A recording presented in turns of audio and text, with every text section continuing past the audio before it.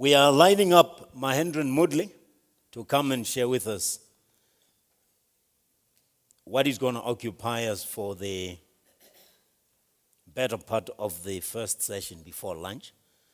And Mahendran, you don't have enough time, and I'm going to thrust you right between tea time and the audience. Hope you have the guts and the stamina to handle that. You know, when they don't like you, they throw you in there. Hey, lunchtime. There you go. You look at the audience and you can tell they are really hungry, and you're thinking, I have one more point to make. No, you don't. Where's the man who's miking Mahendran? Oh, he's going to use this, eh? You're okay using this, Mahendran? You need the mic, yeah. But don't you have a short introduction, maybe? You can use this. Okay, they want to mic him. And that's where they are overworking you as program director, because, you prepare short remarks, and then you run out, I'll tell you about auditing. I'm just going to share personal stories. I didn't audit my son's usage of the internet once.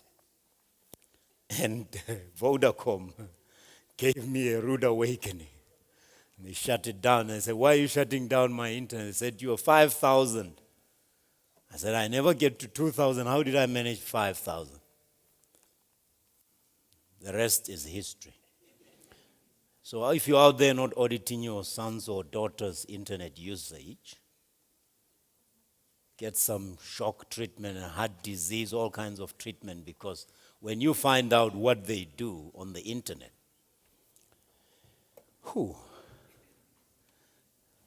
Mahendran, are you ready?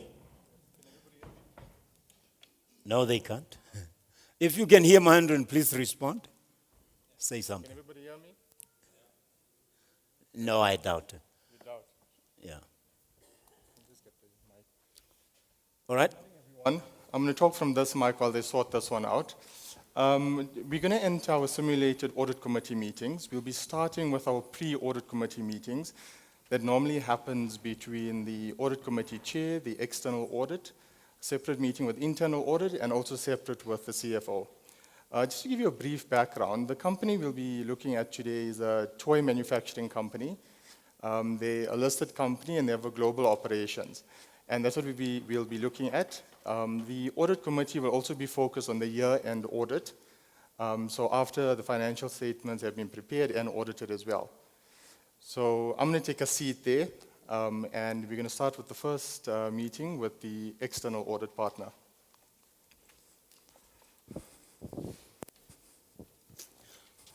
I know they're external auditors, but if you don't give them a round of applause, I can tell you they're not going to come up. Come on, we know we don't like external auditors, but I'm sure you can be a little more enthusiastic. Please welcome Jacques de Villiers. Oh no, Jacques, sorry, I can't help you, man, I tried.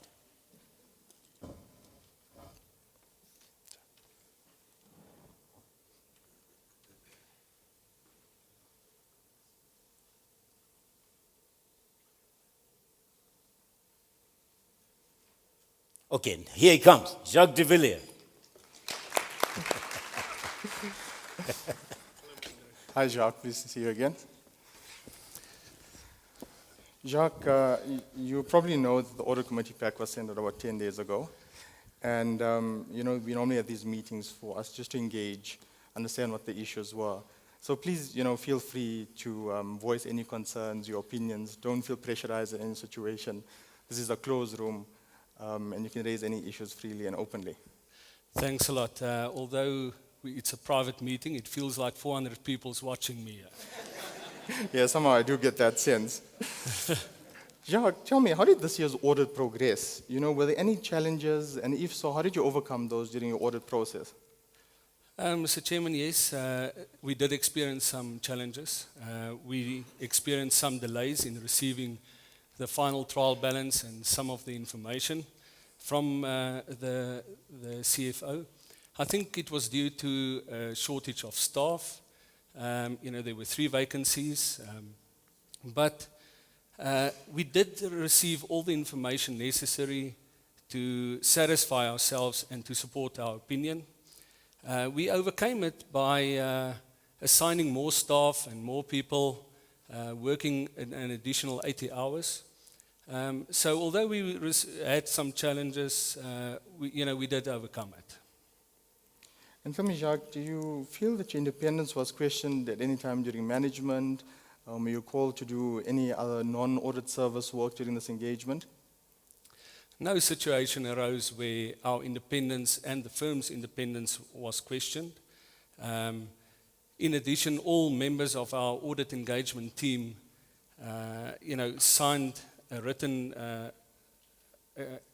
statement which clarifies their independence. We also didn't take any additional work on as per the audit committee's request, and therefore I will be able to confirm to the audit committee that the firm and myself is independent. Jacques, you alluded to it earlier. I see that there are 3 vacancies in the finance department at the moment.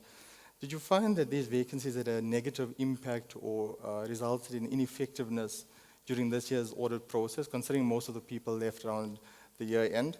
And how did management and yourselves overcome this problem, considering those 3 critical vacancies?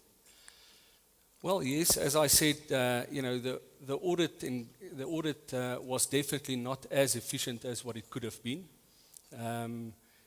We did overcome it by putting in additional staff, but from the company's point of view, they did appoint an external consultant to act as financial manager to support the CFO. In addition, we had to rely on the CFO to answer a lot of the questions. So he did definitely earn his salary this past month. So we were satisfied that we got all the information and the explanations and answers necessary. That's good to hear. Tell me, from your viewpoint, what's the assessment of the internal control environment at the company at the moment? Well, the internal controls of the company is audited by the internal auditors. We had meetings with the internal auditors, we had review sessions with them, and we found them to be competent for the task that they were employed for. We did some walkthrough procedures on the internal controls of the company, and nothing came to our attention that would lead us to believe that the system of internal controls are not effective for the business. So we don't have a negative opinion on the internal controls of the business. Tell me, I was looking at this year's audit findings. Are any of this year's audit findings recurring items? Are there any areas of concern that's rising from the past that had an impact on this year's audit? No, of the previous year's findings, occurred again this year. During our interim audit, we looked at those issues and we cleared it, and all those recurring issues were handled by management to our satisfaction. And tell me, in your opinion, what's the quality of the work produced by the finance department? Well, just to take a step back, maybe, the major risks identified in the business related specifically to property, plant and equipment, revenue, provisions, specifically on the warranties and the bonuses, and then on debtors. Now, we did obtain sufficient and reliable information and evidence to satisfy ourselves of those risks. I think it is, however, important to bring a few issues to your attention. The first being that research phase expenses were capitalized to internally generated assets and not recognized as an expense. Now, this inaccuracy was adjusted by management. That was in the region of about 1.6 million rand, but that was adjusted. Borrowing costs that were not directly attributable to the acquisition, construction, or production of the building were incorrectly capitalized. Now, this inaccuracy of about 200,000 was adjusted by management. And then there was also a fair value movement of investment property that was incorrectly disclosed in the financial statements under other comprehensive income. Now, we corrected that, or asked management to correct it, to the profit and loss section. Now, the only difference that wasn't corrected, that's on our overs and unders, related to the auditing of foreign exchange rates and gains and losses. We found that management used the incorrect exchange rates, and that's to the value of about 300,000, and that's the only item on our on our overs and unders.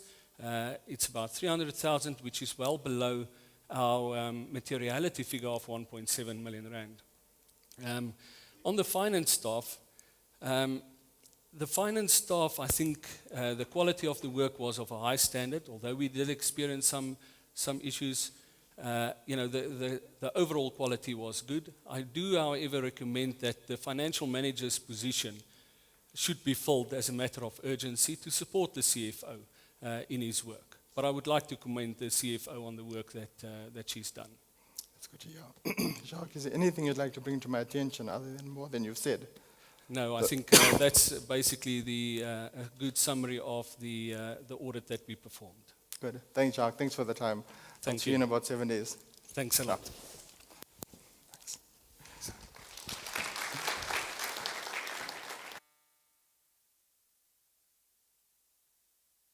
I think I've gotten the idea. The next meeting will be between myself and the CAE, the head of internal audit, and it's also focused around the year end and after the completion of the audit plan for this financial year.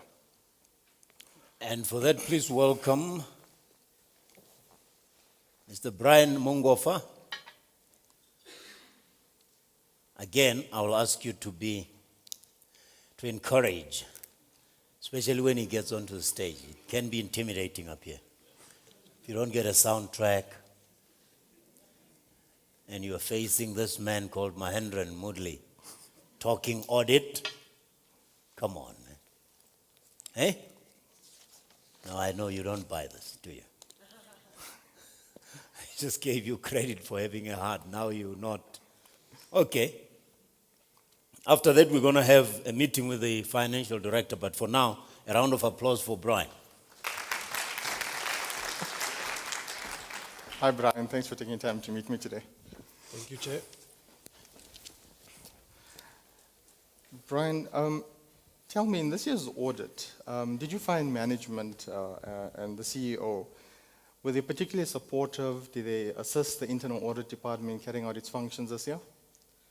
Chair, as you know, I'm new to this audit. I've recently been appointed as an external chief audit executive. I must say, just based on the experience I've had with other clients, I'm quite pleased with the reception I've got from the CEO and his senior management team. All our audits, as per the approved internal audit plan, were done according to schedule, except in certain instances where they had to be moved because management had not implemented the remedial action that we had recommended. And tell me, were there any hindrances or concerns that came to your attention that prevented you from carrying out your functions effectively? I didn't notice any hindrances. They were quite helpful. We got all the information we needed. Where there was comebacks or information was a bit lacking, I got the extra support from the CEO, where he actually cracked the whip on senior management who were delaying us in terms of providing that information. So I'm quite pleased with the tone at the top, because I know the CEO does make sure that all the departments are in line in terms of getting us to do our work as internal audit. And do you believe your internal audit recommendations are speedily and effectively implemented by management as and when they arise? Chair, in the most part, I think our recommendations are taken seriously. As you can see from the audit pack, there are some areas where issues have been partially resolved, but this is more an operational issue. I think obviously management prioritizes issues that we have raised, and I think they've been doing a great job. Chair, I must say at this point, I'm a bit worried about the Chief Risk Officer in this division, because we did raise a serious concern around the risk management policy and the strategy being implemented. And I think from that finding, which we raised some time back, when we did our follow-up reviews on that specific issue, because it's high risk, it still was not done. And Chair, I don't want to sound skeptical, but this meeting that's coming forth, I have a feeling this CRO won't even attend, because this division is not in a proper state. You've mentioned the risks and the risk department at the company. In your view, are you satisfied that the major or significant risks are actually mitigated to an appropriate level to achieve the strategy of the company? I am satisfied, given the work that I had to do extra around that issue. But Chair, like I said, I think maybe you need to come hard on this Chief Risk Officer, because I think that's an area where we need improvement within this organization. And looking at your audit plan for this year, do you believe your internal audit department has the sufficient resources, be it financial or staff, to appropriately deliver on its three-year strategic plan? Chair, I think our 3-year rolling plan will be achieved. We do have sufficient resources to deliver on the mandate. My only concern is when issues get pushed out. Obviously, I have to make sure that I plan the people, and I don't actually find it very useful when management pushes out projects, because then it puts me in a tangle, because I have to fight for those resources within my firm. But if everything goes according to plan, I think our plan will be achieved in time. Brian, have you had fruitful and meaningful interactions with external audit? And do you think that your work, effectively assisted external audit in fulfilling their function? Chair, our work with external audits is streamlined through our combined assurance forum, where we meet monthly. We do share our reports with external audit, just to highlight to them potential risk areas. And those reports, we also get feedback from them in terms of other areas where they think from their side or from their perspective they're encountering business issues. And we try our best to obviously reduce any duplications in terms of assurance, giving assurance in certain areas. So our relationship with external audit is quite intense, and I think we do assist each other in terms of reducing the amount of audit time that we spend. I've noticed from your internal control assessment, you've actually expressed negative assurance. Could you tell me why have you done this for this year's report? Chair, it has always been done like that. We always issue a negative assurance. I think as a company where we want to be innovative and challenge the status quo, we should issue a positive assurance statement. I mean, looking at a recent survey, about 80% of JSE-listed clients actually do give some assessment of the internal control environment. And of that 80%, 62% actually give positive assurance. So we're actually lagging behind. And I think it's not appropriate if we want to stay up that we shouldn't be giving positive assurance. It actually helps the audit committee with their assessment of the environment. Is this something you could easily implement? Would there be any significant changes to the way you do your work to get that positive assurance? Chair, for us, we do our work in a way that guarantees us that we can give this positive assurance, but we tend to be very risk averse. So my risk department always says we should never issue positive assurance. But Chair, you've just given me statistics that I didn't have in my ammunition, because I think when we got this engagement, you did indicate to us that we must give value. And I think giving you positive assurance will give value to the company. So I'll go speak to my risk department and see if I can use these statistics that you've given me to turn my opinion into a positive assurance opinion. Because the work has been done to give that positive assurance, but it's just to cover our risk. We just followed last year's, Chair. I think, I know it's risk-based, but if you look at the II standards, it does. And if you've complied, it's easier to give a positive assurance. So I think from the organization and for the audit committee's comfort, we'd really appreciate a switch to a positive assurance. And if there's any changes in your plan or your process, please notify us so we can address it, because we want that comfort around the internal control environment. Thank you, Chair. I think at the meeting I'll provide an addendum to the opinion and give a positive assurance in the meeting. Thanks, Brian. Is there anything else you'd like to discuss or bring to my attention? Chair, it's just the Chief Risk Officer who worries me, so please can you deal with them in the meeting? I will. I'll take that up. Thanks, Brian. Thanks for your time.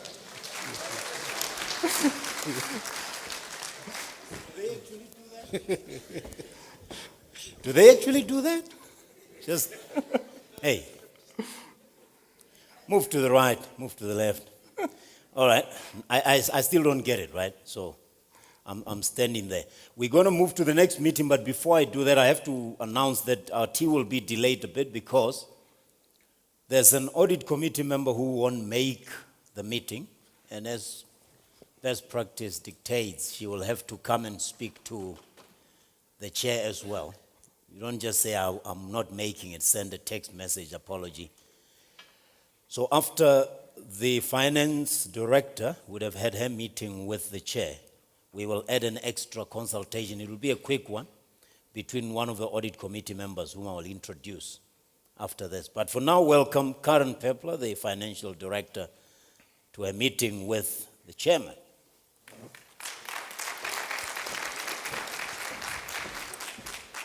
Hi, Karen, how are you? Good morning, Chair. Nice to see you. Thanks. So, Karen, here we are at the end of another financial year. I think, the obvious question from my side is, how is this year's external audit process gone? Did you find there any issues that impacted your normal financial functions? Do you believe these external auditors understand our environment, understand our business, the audit was efficient and effective? What's your view? Chair, I think we had a bit of a difficult audit this year, mainly due to the vacancies or people resigning just prior to the year-end process. We were fortunate enough to fill that vacancy with a very qualified person. As far as our external auditors go, they have a very good knowledge of the business. They were supportive and they understood the challenges we faced. And were quite innovative in dealing with those challenges. And that will be part of the reasons that there will be a bit of an overrun this year. Tell me, in reviewing the going concern of the company, what factors did you consider in coming up with your assessment of the ability of the entity to continue going forward? Chair, this is always a challenging one to do. We looked at the financial performance of the company. We also considered whether there was any liquidity issues, whether there was any solvency issues. We looked at financial risks facing the company. We also looked at whether there was any regulations that would negatively impact it. We looked at the economic environment. So it was quite a long list of matters that we looked into. I think to give the committee comfort, could you please include in the audit committee pack, I know it's gone out, so perhaps if you can circulate it electronically to the members, your 12 months forecast, as well as your maturity assessment on the bonds that we have, and also the financial ratios. So we can just see from an independent point of view, are we comfortable with those numbers, are we happy, and also to give our view on the going concern. Chair, those schedules are prepared, so I will circulate them with pleasure. Thanks, Karen. Over the past year, have your senior executives taken into account your financial strategy when undertaking new or bigger projects? If they haven't, and there's been deviations from the strategy, how have you dealt with that? Chair, we were very fortunate that as a management team, we work closely together, and all the senior executives has taken into account the financial strategy. So there were no areas that I had to look at any resolution of differences. And how have you satisfied yourself that the financial risks of the company have been mitigated to an appropriate level to achieve the overall objectives of the company? Chair, we rely quite heavily on internal audit to support us there. We do also undertake self-assessments for our financial controls. So between our self-assessments and the internal control audit function, we are quite satisfied that all those controls are in place. Have you established your risk management function as yet? The risk management function has been established. We do have a financial risk register. We meet with the chief risk officer on a bi-monthly basis to go through the risks, to address any new and emerging risks. So yes, we have established same. Currently there's 3 critical vacancies in the finance department, and if you look at the resignation dates, most of those people have left right in year end, sort of, dropping you right in the middle. How have you managed to mitigate your risk to an acceptable limit? And also, what did you do to, manage your normal day-to-day functions and deal with external audit at the time? Chair, I think there's 3 positions. The first one being the financial manager. That was a very unfortunate resignation. But we did manage to replace the financial manager with the external consultants for a period of 4 months to help us through the audit time. And now we looked for a seasoned consultant that had experience in the retail sector. So we were quite comfortable with that. And we also appointed the consultant with enough time for a handover from the current incumbent, and we'll make sure that that consultant stays on to do a proper handover to the new financial manager. We have already made an offer to a new candidate, so we're hoping for a response quite soon. The budget manager, well, we were busy with interviews at the moment. Unfortunately, as always, when a staff person resigns, it's always the CFO's responsibility to make sure that everything goes according to plan. So it would meant a little bit of longer hours for myself and my team. In reviewing the financials, identified there was an increase of about 15 million to plant and machinery. However, there was no disclosure related to this, which I think it's a bit of a concern considering 50 million is a material figure for the company. Can you please explain to me what was this increase and why was that CapEx undertaken? Yeah, Chair, that is an unfortunate oversight. I think the financial should have included an explanation for that. It related to new plant and equipment that was acquired. We made the investment to ensure that we have the latest technology in terms of production equipment, and we're sure that within the next 2 or 3 years we'll see the adequate returns on the investment in this plant and equipment. The obvious question from my side is, how is this year's external audit process gone? Did you find there any issues that impacted your normal financial functions? Do you believe these external auditors understand our environment, understand our business, the audit was efficient and effective? What's your view? Chair, I think we had a bit of a difficult audit this year, mainly due to the vacancies or people resigning just prior to the year-end process. We were fortunate enough to fill that vacancy with a very qualified person. As far as our external auditors go, they have a very good knowledge of the business. They were supportive and I understood the challenges we faced. And were quite innovative in dealing with those challenges. And that will be part of the reasons that there will be a bit of an overrun this year. Tell me, in reviewing the going concern of the company, what factors did you consider in coming up with your assessment of the ability of the entity to continue going forward? Chair, this is always a challenging one to do. We looked at the financial performance of the company. We also considered whether there was any liquidity issues, whether there was any solvency issues. We looked at financial risks facing the company. We also looked at whether there was any regulations that would negatively impact it. We looked at the economic environment. So it was quite a long list of matters that we looked into. I think to give the committee comfort, could you please include in the audit committee pack, I know it's gone out, so perhaps if you can circulate it electronically to the members, your 12 months forecast, as well as your maturity assessment on the bonds that we have, and also the financial ratios. So we can just see from an independent point of view, are we comfortable with those numbers, are we happy, and also to give our view on the going concern. Chair, those schedules are prepared, so I will circulate them with pleasure. Thanks, Karen. Over the past year, have your senior executives taken into account your financial strategy when undertaking new or bigger projects? If they haven't, and there's been deviations from the strategy, how have you dealt with that? Chair, we were very fortunate that as a management team, we work closely together and all the senior executives has taken into account the financial strategy. So there were no areas that I had to look at any resolution of differences. And how have you satisfied yourself that the financial risks of the company have been mitigated to an appropriate level to achieve the overall objectives of the company? Chair, we rely quite heavily on internal audit to support us there. We do also undertake self-assessments for our financial controls. So between our self-assessments and the internal control audit function, we are quite satisfied that all those controls are in place. Have you established your risk management function as yet? The risk management function has been established. We do have a financial risk register. We meet with the chief risk officer on a bi-monthly basis to go through the risks, to address any new and emerging risks. So yes, we have established same. Currently there's 3 critical vacancies in the finance department, and if you look at the resignation dates, most of those people have left right in your hand, sort of, dropping you right in the middle. How have you managed to mitigate your risk to an acceptable limit? And also, what did you do to, manage your normal day-to-day functions and deal with external audit at the time? Chair, I think there's 3 positions. The first one being the financial manager. That was a very unfortunate resignation.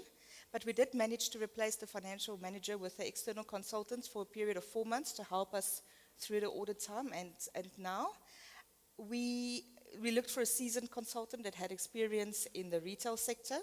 So we were quite comfortable with that. And we also appointed the consultant with enough time for a handover from the current incumbent, and we'll make sure that that consultant stays on to do a proper handover to the new financial manager.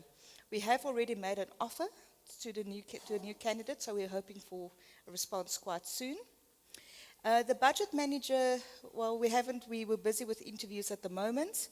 Unfortunately, as always, when a staff person resigns, it's always the CFO's responsibility to make sure that everything goes according to plan. So it would mean a little bit of longer hours for myself and my team.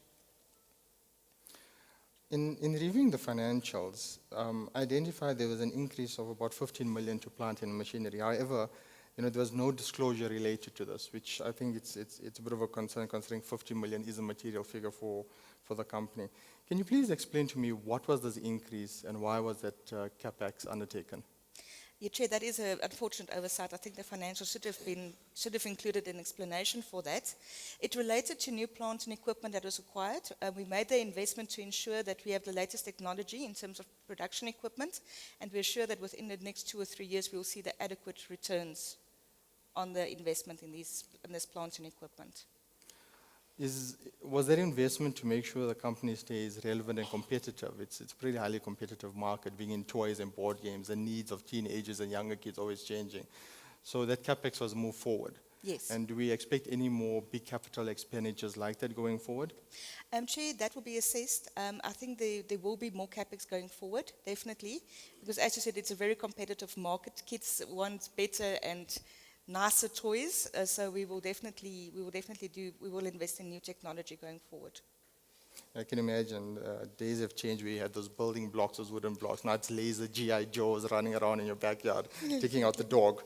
But thanks, Karen. Is there anything else you'd like to bring to my attention? Any of your concerns? No other concerns. Thank you, Thank Chair. you. Thanks for your time.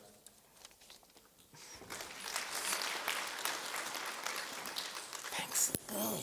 Sorry. Thank you, Karen. Thank you, Mahendran. But as I say, we're going to have an extra meeting. What do you do called month and year end adjustments? We'll catch up after. We'll educate you. Well, no, I'm educating you. No, I'm telling you, you're going to make an adjustment. How can you educate me? We'll catch up after tea.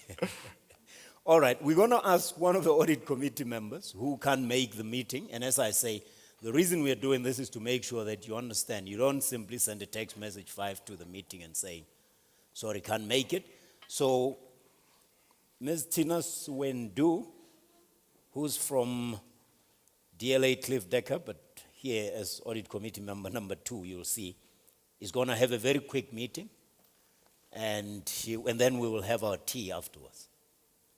Please welcome her. She's apologizing. It doesn't mean you should. Hi, Tina. Nice to see you. Am I on? Yes. Chairman, I must apologize. I'm not able to make the meeting. I've been overbooked. But I have gone through the board pack and prepared a set of questions which I would like you to convey to the audit committee, particularly the CFO, the Chief Risk Officer, and some questions relating to the external auditor. Yeah. Tina, I think, firstly, we normally have our meetings planned a year in advance.